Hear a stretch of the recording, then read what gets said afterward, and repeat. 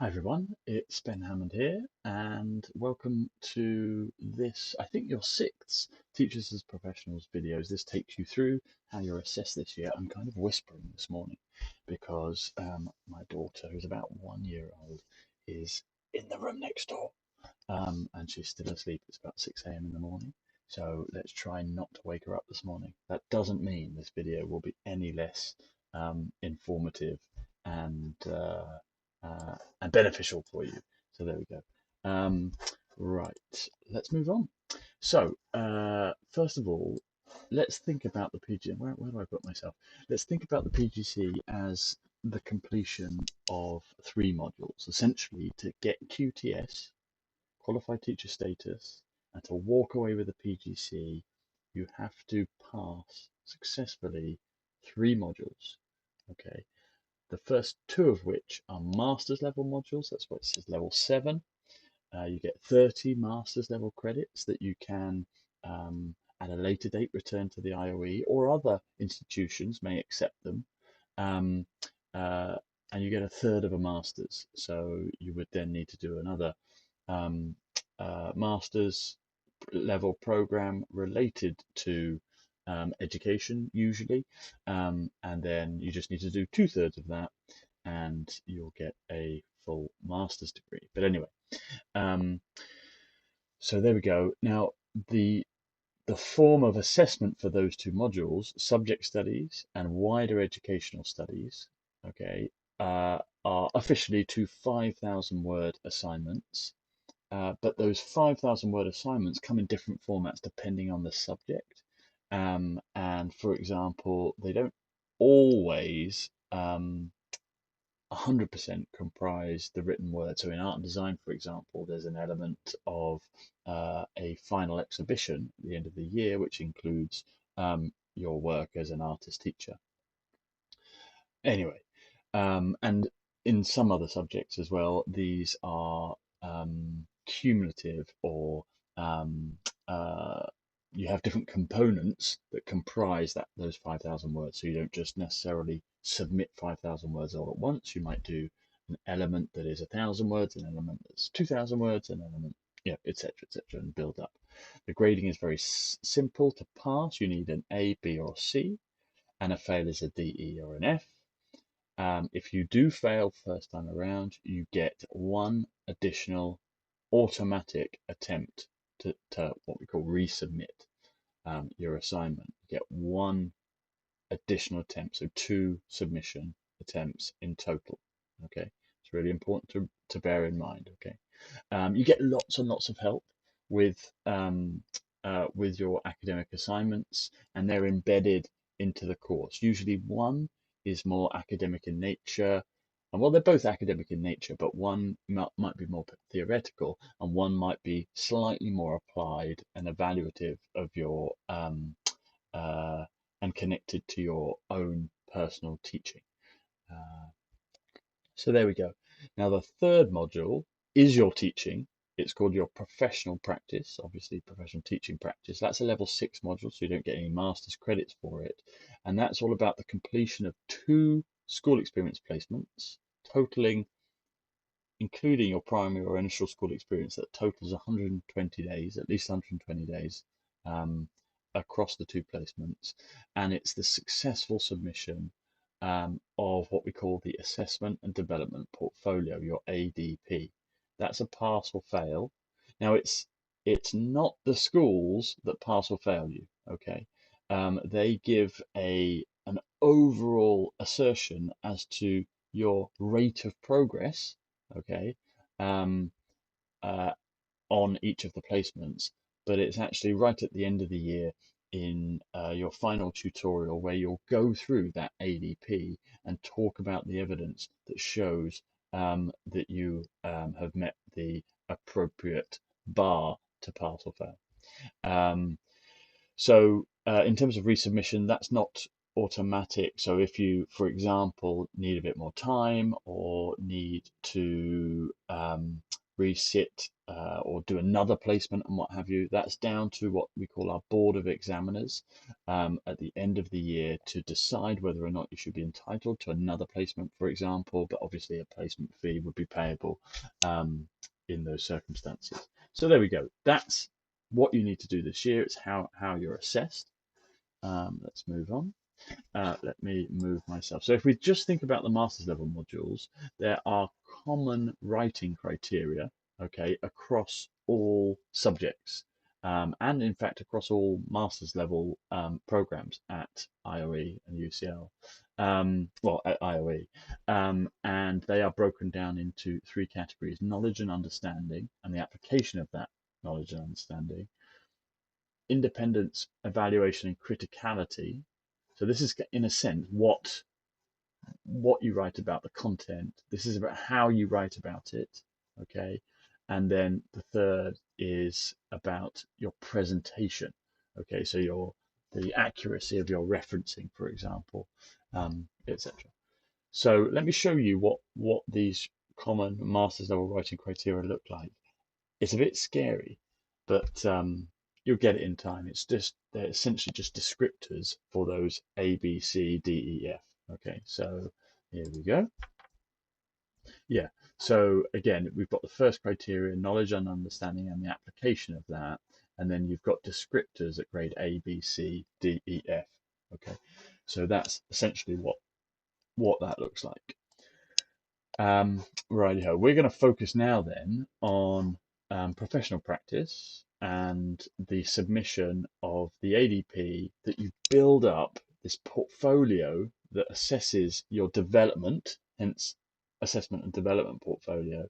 But it also supports that development to some degree by getting you to reflect formally over the course of your placements and what have you. And that informs your development as a teacher. Righty-ho, let's talk about that then. And yeah, so what are the criteria, in a sense, that govern whether or not you'll pass or fail? Well, ultimately, come the end of the year, we're going to assess you against these, the teacher's standards. Okay. And these were devised in 2012 to apply to all teachers, and they are government derived, and yeah, they're from the Department for Education. So here they are. They apply to all teachers, but they are judged according to the level at which, or the experience of which, you have in the teaching profession. So obviously your ability to promote good progress and outcomes by pupils is conditioned by the fact that you've only been teaching for a year and what have you. So it's always um, based on context. But ultimately, you do all need to reach and meet, and at least meet, if not surpass, these DFE teachers' standards. Now, recently, we have also had introduced something called the Core Content Framework, which is a bit of a departure for initial teacher education, which is what a PGCE is ultimately. And this sets out, it was put together by a group organized by the DFE of educational advisors from a range of backgrounds, some including higher education institutions, but some including multi-academy trusts. And academies. No, yeah, multi-academy trusts. Um, anyway, and what they tried to do, they felt that there was a lack of consistency and coherence across different teacher educator providers, and they tried to distill down a common curriculum entitlement for every student teacher being taught how to teach across England. And they essentially came up with this, the Core Content Framework. And they said that every provider needs to ensure that every student learns all of the things within it. And it's broken down into a range of sections. This section is called High Expectations, and it's broken down into some learn that statements, so the things that you will learn. You will learn that. Teachers have the ability to affect and improve the well-being, motivation, and behavior of their pupils. And then you will learn how to do these various things on the right-hand side during the course of your initial teacher education year. So that, now that's not an assessment framework, but in a sense, we are assessed against whether or not we've given you that entitlement through the year. And what we have decided to do, instead of the issue with the core content framework and the teaching standards, is that in a sense, this is the government, the DfE's notion of what a good teacher should know and be able to do. Okay, but we want to go further than that. We are, you know, the world's number one for education, and we want to, um, develop you as subject specialists, um, independent, free-thinking professionals, collaborative and confident experts, ambassadors of the Institute of Teaching Professionals. We want to go further than what the government says is good teaching, and as part of our method for doing that, we take the teacher standards and we take the core content framework and we build them into what we call our competency framework, which is broken down into 6 competencies, which we look for you to develop through the course of the year. So we take the teacher standards, core content framework into 6 core competencies. I'm going to talk to you about that. You might have seen these before, because if you're paying attention to a previous video, you will have seen me talk about these very briefly as part of our big picture for the secondary curriculum. Hopefully the next slide is exactly that. Let's have a look. Oh, yes, it is. Nice. Right, let me make myself a lot smaller here. Okay, there we go. You'll recognize where I'm going with this if you remember back to the professional expectations video. Anyway, we start with our aims. Those are the things that shape your horizons, okay, where we're headed. I've just talked about them, that we have 4 different aims that we're trying to build within you over the course of the year. And hopefully, you've come to the Institute because you want to be an independent, free-thinking professional, but also because you want to be a subject specialist. And you know that a course at the Institute is subject specialist based. You only have kind of 10 days through the year with me thinking more generically about how teaching and learning happens in Institute Professional Studies, but 30, 40 days of your talk program is in subject specialist groupings, etc. So there's our aims, and how do we get there? Well, we get there through learning through 3 different pathways. One is school experience, that's your placements. The second is that generic input from me, Institute Professional Studies, but also in your schools, school professional studies. And then you have subject studies, which, as I say, are those 30, 40 days, and then 30, 40 days extended into your every interaction with your subject mentor and with your classroom teachers in school. So there we go, and that's why those I can't stand my own diagram, but anyway, those different elements combine and what have you and intertwine. Obviously, then we talk about time. We talk about phases and how we sequence and spiral your learning and revisit themes and build up your learning cumulatively over the course of the year, through 4 key phases that we label beginning. In a sense, you're in the beginning phase now because you're listening to this video and what have you. Establishing, when you get into your first placement and establish yourself through that first placement. Embedding, where you begin to revisit themes in greater depth when you come back to the Institute and into your second placement, and then deepening over the second half of your second placement, and then when you come back to us at the Institute at the end of the course. Right, but now let's talk about those competencies, okay? Because, okay, what are we learning? What are we developing over the year? Well, the competencies are those dimensions of development that you are learning. And my analogy is the human body or you as a teacher. Yeah. And we've got 6, as I said, 6 core competencies that we develop through the course of the year. And here's the easiest way to remember them. Now, they're all associated with a particular body part. So knowledge and curriculum, obviously what you understand, what you can remember, etc., associated with the head. Knowledge and curriculum does what it says on the tin. Positive relationships, all about the heart, building positive relationships, managing behavior, fostering behavior for learning in the classroom. It's all about the heart. The core is pedagogy and planning. So how you go about designing learning activities which actually help young people to learn. Okay, and how you change those activities and change those designs based on what you have to teach and also the students in your classroom. Okay, so you can start to see the interaction between the different areas of the body and those dimensions of development. Now, then you've got your arms, okay? These are the bits, in a sense, where you reach out to young people and connect with them. And so, on the one hand, we've got assessment, and that's essentially how do you know where a young person is at? What do they know? What can they do? How far have they come? And then once you are aware of that, you can then teach according to their needs, as in teach inclusively. Okay, you might differentiate your provision, adapt your teaching, as it's more popularly known as these days. So again, the two elements where you reach out to young people, but then your entire development and learning this year is founded upon your legs, which is your professional values and well-being that support you as you enter the profession and develop as a student teacher. So there's the areas, the dimensions of development are these competencies.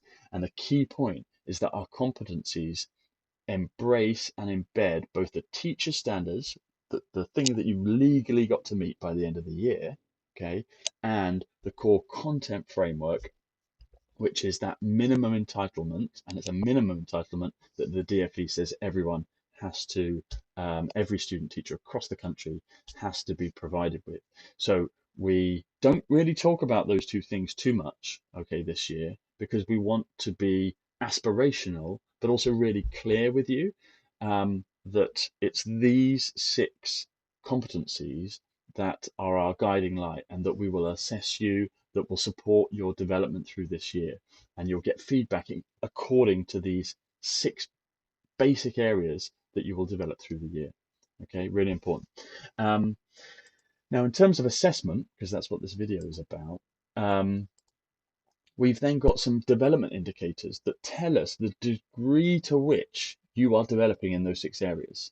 Okay, and I talked about these again in the previous video, but let's spend a little bit more time. So they are independence, they are consistency and responsiveness. Okay, and let's take an example. So positive relationships, let's take that competency. So obviously your ability to manage behavior, foster an environment within your classes of really focused behavior for learning where students are on task and engaged in the work, not distracted or distracting others, etc. Now, at the beginning of the course, you might not actually be able to foster that environment, particularly independently. Okay, you might have a relationship with your or an agreement with your subject mentor or the classroom teacher of a given class that actually they deal with, maybe they settle students right at the beginning of the class, and maybe they deal with any particular issues. They talk to a student outside, for example, if you identified a bit of a disruption and what have you. So there's a kind of interdependence there at the beginning, but you're not able to do things necessarily fully independently. Uh, Maybe it is that near the beginning you have one lesson that goes really well with a class, and then you walk next door, do another lesson, and actually it doesn't go very well at all. So that notion of consistency and your ability to show that you have and can develop and can sustain positive relationships is a little bit wobbly and isn't so consistent over time at the beginning, but then towards the end becomes much more consistent. And actually towards the end of the program, or well, more than just earlier than just the end, you begin and are much more able to build relationships with individual students and with classes independently. And then finally, just for this example, let's think about responsiveness. So if you remember, this is about being able to respond to what's happening in the classroom, to developments in front of your eyes, to interactions and contributions from your pupils that you are teaching, and be able to do so to maximize learning. So it's knowing, in a sense, how to respond to what's going on, how to respond to students' needs, and having that smorgasbord, that toolkit of ideas and strategies and potential interventions, and having the experience to know what how to best respond to particular given situations. And this is what professional practice is all about. You won't necessarily know quite how to respond to a given situation at the beginning, but you'll learn that responsiveness, how to respond effectively to maximize learning um, over time. Okay, as you get more and more familiar with situations in classrooms and what have you. So that's what we mean by responsiveness. And in a sense, you will be asked to reflect on these 6 competencies and 6 areas of development formally through the year as part of that ADP. But when you do so, we want you to think about those development indicators of independence, consistency, and responsiveness as you do. Okay, let's progress. Finally, obviously, the whole big picture is framed by our principles as teacher educators. And we sat down in a room not too long ago and thrashed out, well, actually, over the course of quite a long time, the principles that bring this vision to life. They're obviously subject specificity, that notion that we revisit themes in greater depth and really scaffold that journey for you. So we model things. We'll have you micro teaching, for example, at the Institute. We give you a gradual immersion program in school so that you're not thrown in at the deep end with 20 hours a week to teach, etc. We absolutely run this program in partnership with our schools. And so our school mentors and our school colleagues absolutely are there as part of the teacher educating team. Okay, it's not just us that holds the knowledge, we share that knowledge, and then we build um, our methods for how we teach you together rather than just us and them. So that's what we call leadership through partnership. We absolutely believe in critical reflection. How would we foster you as independent, free thinking professionals if we didn't build that into our program, and particularly through our master's assignments? But also, every day we want you to critique not only um, the education system and methods of education, but also ourselves. And finally, last but no means least, inclusion and social justice, which hopefully comes through in our aims, in our competencies, and throughout everything that we do, is founded upon inclusion and social justice. Social justice being one of the Institute's founding aims over 100 years ago. So there we go. Now let's have a think about those competencies then and see how they pop up through the assessment framework that we've put together for your professional practice module. Well, here is the very first page of your assessment development portfolio. The first bit says, welcome. This is your passport to passing your professional practice module. And ultimately, because you know that you need to pass this and your 2 MA modules to achieve QTS. So it's really kind of important. So your competencies will appear in a number of different ways through this ADP, but I just want to show you how consistent and repeated this is that happens. You'll conduct what we call pause points, 4 opportunities through the year after 30 days, 60 days, 90 days, 120 days to take a step back and think, okay, how am I doing? How is my progress? What am I able to do now that I wasn't able to do 30 days ago? And you're going to reflect based on those competencies. And to help you, we kind of thrash out really specifically what we mean by those competencies and those different areas by asking you questions, what we call competency prompts. This is them down the left-hand side, and then you respond to those. So that's 4 times through the year. You'll have these pause points. Every time you have a formal lesson observation conducted by a teacher at your placement school, and that'll be about 5 times through your placement, plus 1 time by your tutor who will visit you, obviously from UCL, from the Institute.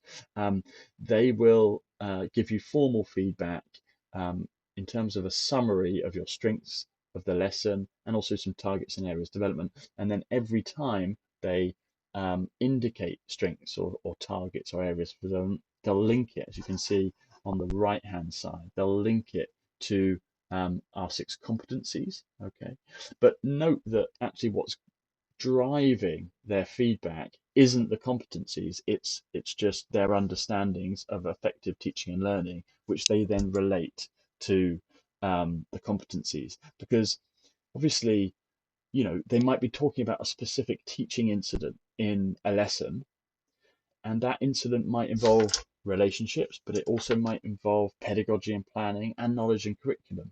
These things might all be tied together, as might inclusive teaching. These things are not dissolvable, yeah, separable in separatable. Oh my goodness, I'm making up words. But divisible into distinct teaching dimensions of teaching. They are actually holistic and combined, and therefore a particular piece of feedback may link to more than one competency, and that's very, very common. Okay. But you don't want to fit feedback into a straitjacket of just talking about relationships and then pretending that any feedback about relationships isn't connected to the other competencies, because it absolutely is. Then we have end of placement report. So at the end of your placement, your mentors at the school will comment on your progress and next steps for each of the competencies. There they are. That's sort of what that looks like. And it's only at the end of the year where we legally have to assess you, not against the competencies, not against the core content framework, but that legal framework, the teacher standards, okay, where we bring the teacher standards back in. And what you have to do is effectively signpost within your ADP where the best evidence sits that you've met these teaching standards. And you can feel confident that you will have met them because they are embedded within the competency framework that we've set out. Okay, so you don't need to worry, or have I met the teacher standard? Oh, we haven't been talking about the teaching standards enough. Don't worry, they are embedded within our competency framework. So if we're talking about the competencies, you're feeding back, you're developing according to those competencies, you're meeting them. Okay, you're heading towards them. So fear not. Now, a range of evidence will ultimately contribute to that summative review at the end of your ADP.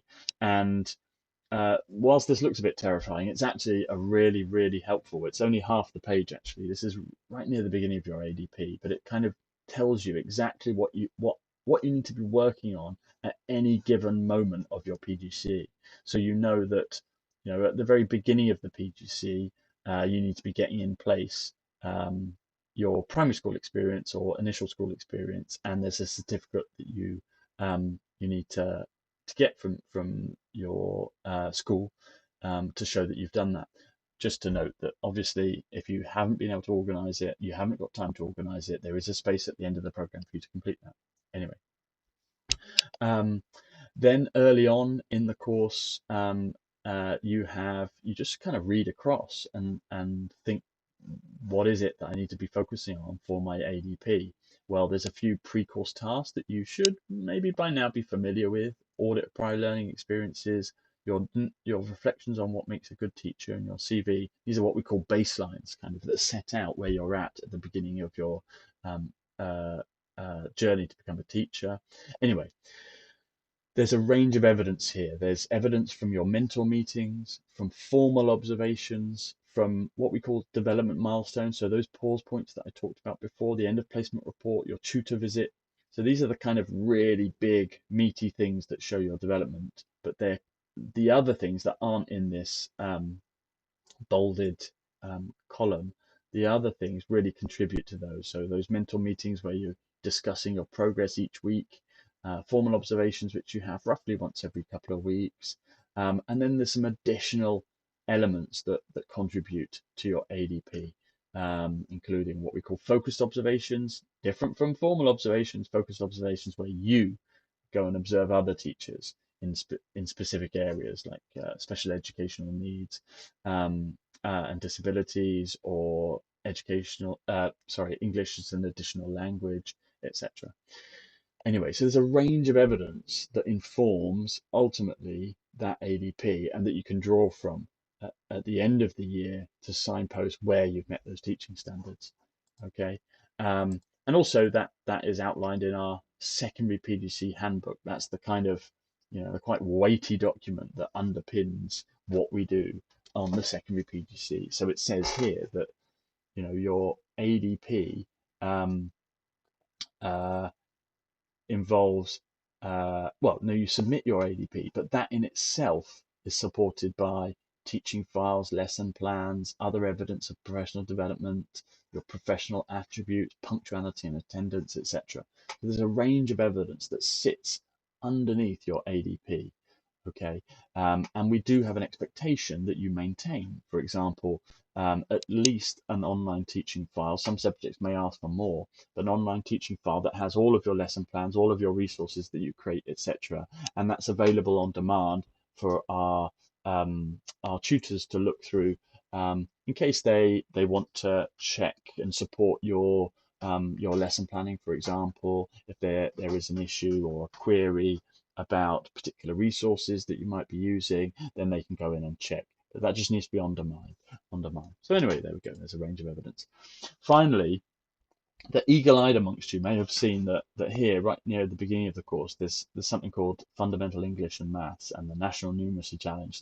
Sounds a bit scary, but it's not, for those that aren't so strong on numeracy. But essentially, there used to be something called the QTS skills test that you used to have to complete before you came on the course, and they were a DFE government-run thing that you would have to pass, get a specific outcome in a skills test to do with literacy and numeracy. And if you got that, you'd come on the PGC. And they've essentially devolved that responsibility down to providers. And we embed those kind of tasks and those standards within our PGC. Now, English is embedded within it, so the actual day-to-day requirements of the PGC haven't changed, but the fact that you need to get a C or above at level 5 or above, the fact you have to write at master's level to assignments will mean that you will develop the relevant English skills. But for mathematics, particularly if you're not following the Maths PGC or the physics or physics with Maths PGC, there are a few additional elements that we include in the course, which are non-intrusive and invasive and very functional and practical to support your use of maths on the course. So, for example, you will need to be familiar with using data and looking at data, that tells you how well your students are progressing. So there is, towards the second placement, there is a task around how you use data to support your teaching, which makes sense because you'll need to. And you'll need to be aware of which students are fulfilling their potential, which students are lagging behind, and then obviously, so that's about assessment. Remember, the competencies where you reach out, you assess your students so that you're able to then teach them inclusively. But using data is part of that assessment framework, or complement of abilities and skills that you have. And right at the beginning, we set you what's called a national numeracy challenge, and that's part of a national kind of initiative, which just kind of looks at your math skills and your numeracy skills, and then gives you some self-supported direction to kind of improve them based on the outcomes of that initial kind of assessment. And that's something to continue through the year, should you need to, depending on where you're at with your numeracy skills. So there we go. That's the final point. That is everything then in terms of how you're assessed this year. Do revisit this video because it includes some really important elements of how you're assessed this year.